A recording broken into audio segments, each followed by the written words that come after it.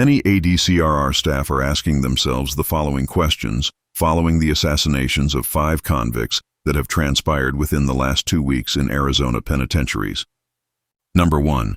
Why is the focus on these 5 convicts when clearly there have been assassinations and assaults on staff on a daily basis, and those don't get reported?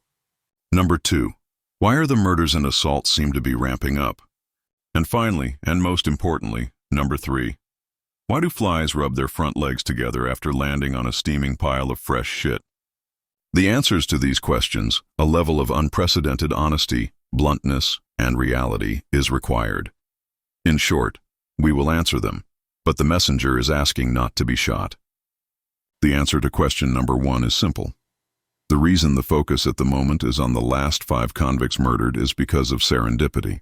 ADCRR had inquired from trusted staff if there had been a murder recently because a snippet of information had reached our ears.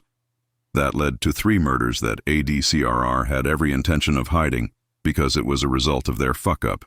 ADCRR had placed an extremely high-profile inmate on a lower custody yard, even though the convict clearly and verbally expressed his intention of killing any inmate housed with him. He not only followed through on the threat, he killed 2 more to apparently show that he meant business. ADCRR reported this to the media immediately. Another assassination quickly followed in a different unit involving a stabbing obviously meant to terminate another convict's life, unrelated to the first incident. Again, ADCRR was not going to report this murder as well because it involved inmates that had manipulated custody levels, manipulated by ADCRR themselves, and that information would expose them to look like the incompetent dickheads that they really are. Again, through staff awareness, ADCRR became aware of the murder as well and immediately leaked it to the media.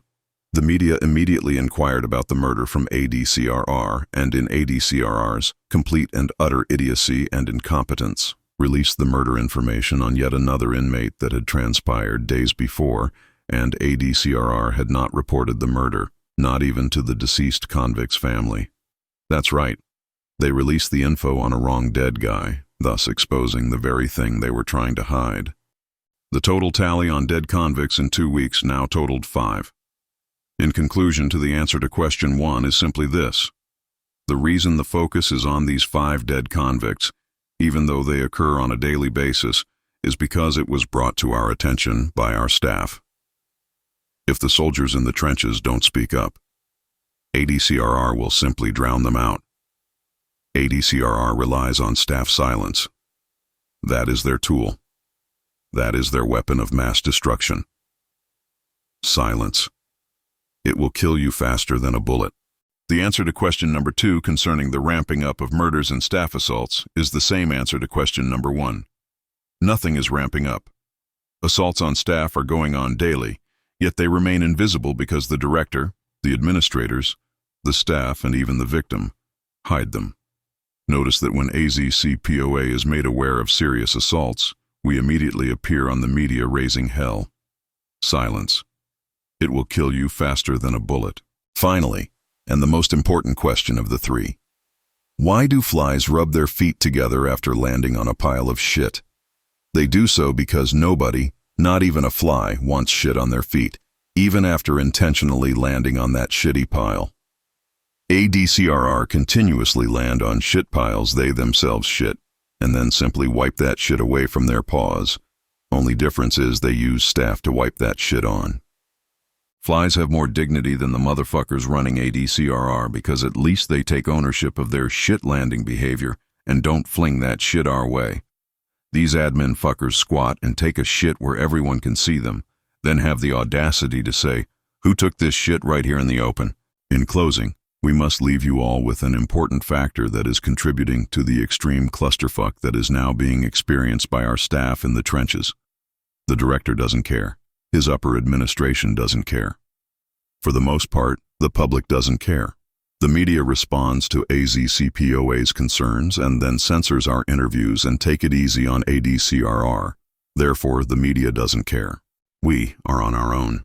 No matter what this fucking sock puppet Thornell claims about being in this together with you all, he is not. You are alone. Even ADCRR is alone. There are other unions out there claiming they are fighting to get you all raises, yet don't join the fight concerning the catastrophic abuses now taking place. They claim they don't team up with AZCPOA because their executive director is too forceful and vulgar. They are correct. He is. But that is not the real reason. The real reason is cowardice. They work within ADCRR and don't want to stir the pot. Basically, they wallow in the same shit ADCRR shits and then say, "Thank you, sir. Can I have some more?" That is our problem. That is our nightmare. Silence. In the meantime, if this video has hurt anyone's feeling because of the truth, go fuck yourself. You are part of the problem. Remember this.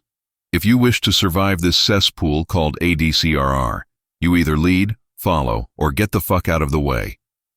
For the small few that understand this crisis, stay safe and watch your sixes because nobody is going to watch it for you. Sincerely yours, the Wolf Daddy.